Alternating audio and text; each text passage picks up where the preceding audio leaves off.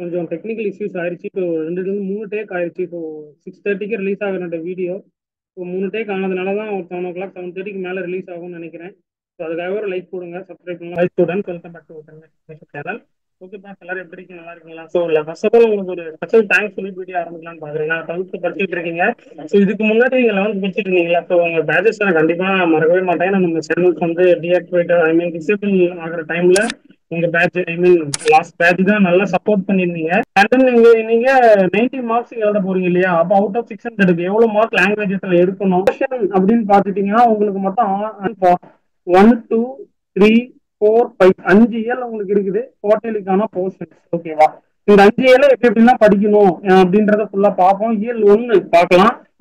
கொஞ்சம் கேப் விட்டாச்சு. 12th update பண்ண கொஞ்சம் லேட் ஆயிடுச்சு. நான் லாஸ்ட் இயர்ல 11th அவ்வளோ எஃபோர்ட் போட்டு போட்டிருந்தோம். 12th கொஞ்சம் அப்டேட் பண்ண முடியல. இப்போ ஹெல்த் இஷ்யூஸ் அப்டேட் பண்ண முடியல. ரெகுலராக அப்டேட் பண்ணிடலாம். அந்த 12th சப்ஜெக்ட் தமிழ் மறக்காம லைக் போட்டுக்கோங்க. 11th அந்த அளவுக்கு சப்போர்ட் கொடுங்க, சேம் சப்போர்ட் கொடுங்க. நான் என்னால எவ்வளவு எஃபோர்ட் போட முடியுமோ அவ்வளோ எஃபோர்ட் போட்டு 12th 11th இந்த மாதிரி கொடுக்குறேன். ஓகேவா? 12th Tamil quarterly exam 2024 very very important questions தான் பார்க்க போறோம். ஸோ ஸ்கிப் பண்ணாம பாருங்க. என்னென்ன போர்ஷன்ஸ் இருக்குது, எப்படி எப்படிலாம் படிக்கணும். லாங்குவேஜ் ஈஸியா நீங்க எடுக்கலாம். ஈஸியா 6 to 7 எடுக்கலாம். ஈஸியான சப்ஜெக்ட் தான். அது எப்படி எடுக்கலாம் அப்படின்றத ஃபுல்லா டிஸ்கஸ் பண்ணுவோம். இம்பார்ட்டன்ட் கொஸ்டின்ஸ் உட்பட. ஸோ வீடியோ ஸ்கிப் பண்ணாம பாருங்க. டவுட்ஸ் இருந்தா மறக்காம கமெண்ட்ஸ்ல கேளுங்க. புதுசா வரீங்கன்னா லைக் பண்ணி சப்ஸ்கிரைப் பண்ணிட்டு ஆன் செட் பண்ணிக்கோங்க. எனி டவுட்ஸ் இருந்தாலும் கமெண்ட்ஸ்ல கேளுங்க. ஓகே, வீடியோக்குள்ள போலாமா? ஓகேவா? இயல் 1 குருவினா பொறுத்தவரை எது இம்பார்ட்டன்ட் கொஸ்டின்ஸ் பாத்துட்டீங்கன்னா ஃபர்ஸ்ட் ஒன், அதாவது நடை அழகியல் பற்றி தொல்காப்பியம் கூறும் கருத்தை குறிப்பிடுக. நெக்ஸ்ட் பாத்துட்டீங்கன்னா ஃபோர்த் ஒன், விடியல் வனப்பு இரு சொற்களையும் ஒருங்கிணைத்த தொடர் அமைக்க அப்படின்றது. இதுல first fourth very very important questions. Next சிறுவினா பார்ப்போம். சிறுவினான்னு பாத்துட்டீங்கன்னா முக்கியமானது பாத்துட்டீங்கன்னா தேர்ட் ஒன்னு, ஏன் குழி நீர் ஞானத்து இருள் கற்றும் இடஞ்சுட்டு பொருள் விளக்குக. ஐ மீன் மூணாவது question very very important.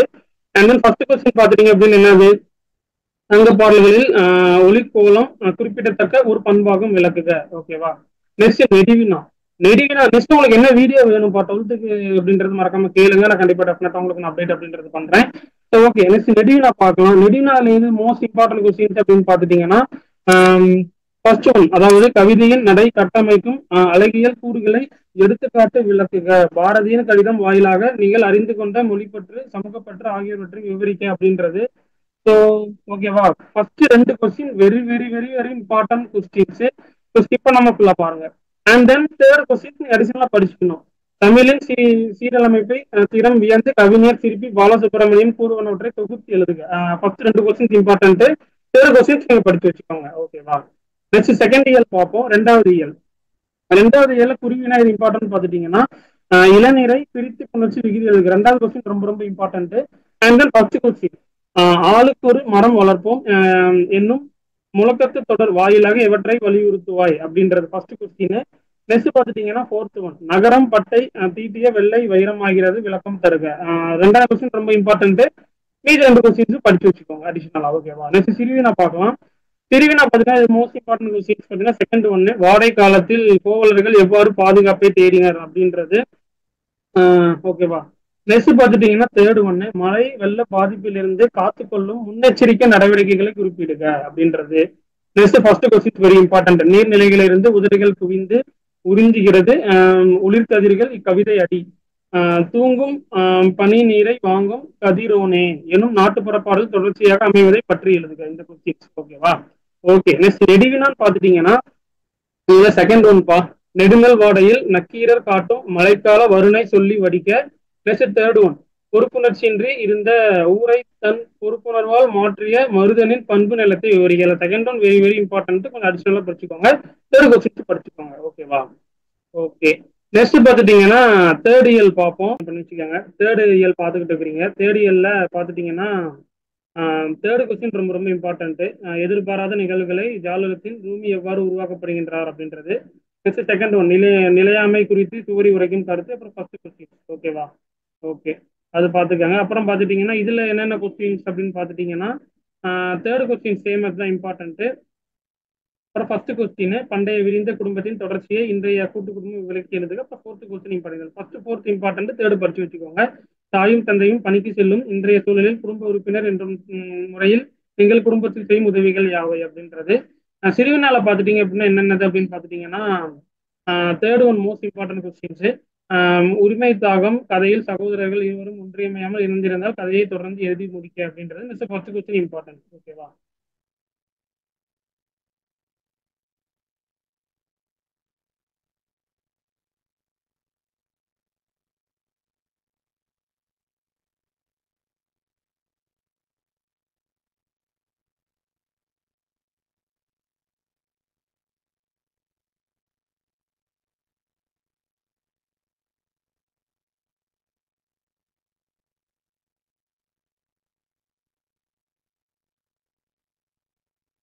Okay.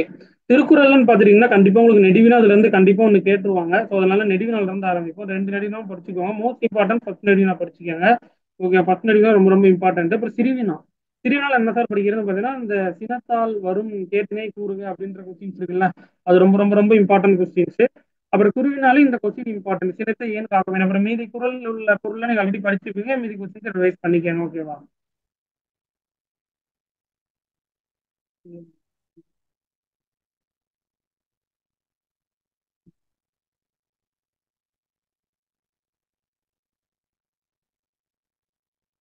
Okay. இயல் 4 பாக்குறீங்க.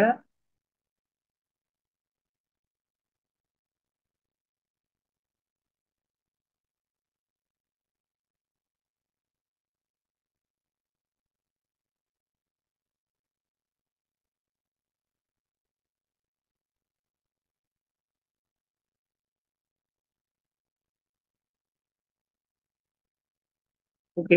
இயல் 4 என்னது அப்படின்னு பாத்தீங்கன்னா குருவினால பொறுத்தவரை பாத்தீங்கன்னா செகண்ட் ஒன் ரொம்ப இம்பார்ட்டன்ட். வசனம் கவிதை வேறுபாடு தருக. தேர்ட் ஒன் எத்திசையனும் சோறு தட்டாது தீட்டும் யாருக்கு. அப்புறம் ஃபோர்த் கொஸ்டின் அக்காலத்து கல்வி முறையில் மன்ன பயிற்சி உதவி நூல்கள் எவை. இந்த 3 கொஸ்டின் இம்பார்ட்டன்ட். அந்த செகண்ட் கொஸ்டின் ரொம்ப ரொம்ப இம்பார்ட்டன்ட். ஓகேவா? நெக்ஸ்ட் பாத்தீங்கன்னா சிறுவினா. சிறுவினாலும் பாத்துட்டீங்கன்னா எதுன்னு பாத்துட்டீங்கன்னா தேர்ட் ஒன் மனநிலை எழுதியது போல் தற்காலம் வரை எழுதும் முறையில் ஏற்பட்டுள்ள மாற்றங்களை தொகுத்துரைக்க. அப்ப செகண்ட் கொஸ்டின் இம்பார்ட்டன்ட். நீங்கள் ஆசிரியரானால் மாணாக்கர்களை அன்பினால் எவ்வகையில் நெறிப்படுத்துவீர்கள் அப்படின்ற கொஸ்டின். ரெண்டு கொஸ்டின் ரொம்ப ரொம்ப இம்பார்ட்டன்ட், செக் பண்ணிக்கோங்க. அப்புறம் நெடுவினா பொறுத்தவரை என்ன கொஸ்டின் இம்பார்ட்டன்ட் பாத்துட்டீங்கன்னா செகண்ட் ஒண்ணுங்க. பண்டைய கால கல்வி முறையில் ஆசிரியர்கள் மாணவர்களுக்கிடையே நிகழ்ந்த கற்றல் கற்பித்தல் முறையை தேர்ந்தெடுத்து எழுதுக, தொகுத்து எழுதுக. Second question important. அப்புறம் ஃபர்ஸ்ட் கொஸ்டின் கவிதை எழுத அறிய வேண்டுவனவாக சுரதா கூறுவன விவரிக்க. ஃபர்ஸ்ட் ரெண்டு கொஸ்டின் மோஸ்ட் இம்பார்ட்டன்ட். ஓகேவா?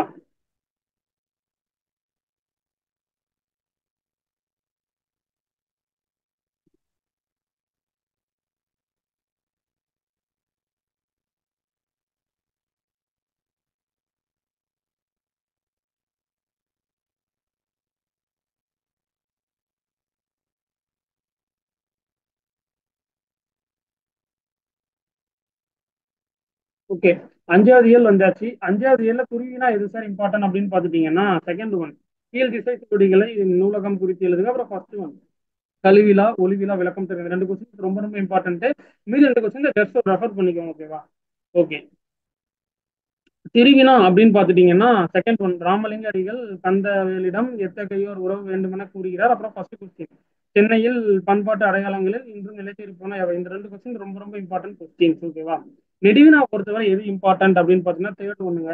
சென்னையில் உள்ள மயிலாப்பூர் கந்த கோட்ட பகுதிகள் செயலில் எவ்விதம் காட்சிப்படுத்தப்படுகின்றன. அப்புறம் செகண்ட் கொஸ்டின் கிராமங்கள் தங்கள் முகவரியை இழந்து வருகின்றன, இது குறித்து உங்கள் கருத்து விவரிக்க. ரெண்டு கொஸ்டின் படிச்சாலே போதுமானது. ஓகே, 5 யூனிட் நம்ம பார்த்தாச்சு. 5 யூனிட்ல படிச்சாலே ஆல்மோஸ்ட் 70+ ஈஸியா எடுத்துடலாம். ஏன்னா 90க்கு சொல்றேன். ஏன்னா 1 மார்க் ஒன்றும் சொல்லலாம். 1 மார்க் எல்லாமே தான் நீங்க படிக்கணும்னு சொல்லியிருக்கிறேன். 1 மார்க்கு வேணும் இந்த ஸ்டடி மெட்டீரியல், இந்த கிரியேட்டிவ் கொஸ்டின் நம்ம 11th போட்டோம்ல, அதே மாதிரி உங்களுக்கு வேணும்னா மறக்காம கமெண்ட் பாக்ஸ்ல கேளுங்க. நான் கண்டிப்பா 1 மார்க் மெட்டீரியல் அப்டேட் பண்றேன். ஸோ மறக்காம டிஸ்கிரிப்ஷன்ல வாட்ஸ்அப் சேனல்ல ஃபாலோ பண்ணிக்கோங்க.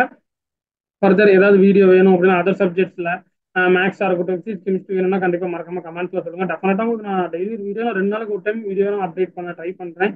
ஸோ நம்ம ஹெல்த் இஷ்யூஸ் ஆயிடுச்சு, ஸோ அதனால தான் கொஞ்சம் வீடியோ அப்டேட் பண்ண முடியல. நான் ரெகுலராக கண்டிப்பா டெஃபினட்டா அப்டேட் பண்ண ட்ரை பண்றேன். ஓகேவா? முடிஞ்ச அளவுக்கு வீடியோ ஃப்ரெண்ட்ஸுக்கு ஷேர் பண்ணுங்க, நல்லா ஸ்டடி பண்ணுங்க.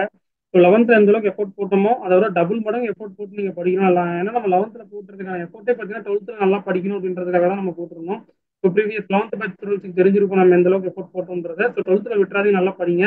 ஸோ நானும் நான் விட மாட்டேன். 11th படிச்ச ஸ்டூடெண்ட்டுக்கு எவ்வளோ எஃபோர்ட் போடணுமோ எனக்கு தெரியும். அதை விட நான் டபுள் மடங்கு நான் 12th எஃபோர்ட் போடுவேன். ஸோ நல்லா படிங்க. ஓகேப்பா, அடுத்த வீடியோ சந்திப்போம். தேங்க்யூ.